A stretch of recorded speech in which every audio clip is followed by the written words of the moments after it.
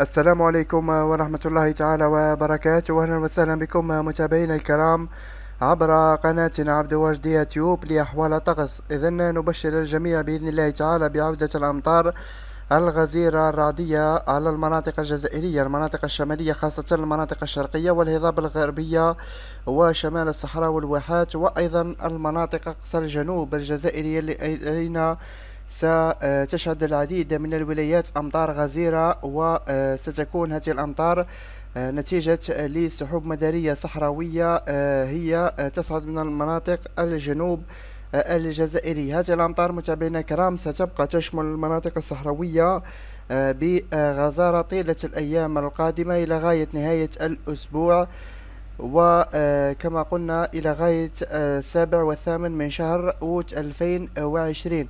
إذن هذه الأمطار متابعينا الكرام هي ستبدأ بإذن الله تعالى بداية من الاثنين مساء، يعني الثالث من شهر أوت، وتتواصل الثلاثاء الأربعاء والخميس. سنوفيكم إن شاء الله بنشرية جوية خاصة بالمناطق والولايات المعنية في قادم الساعات فقط. كونوا معنا وتابعونا، والسلام عليكم ورحمة الله تعالى وبركاته.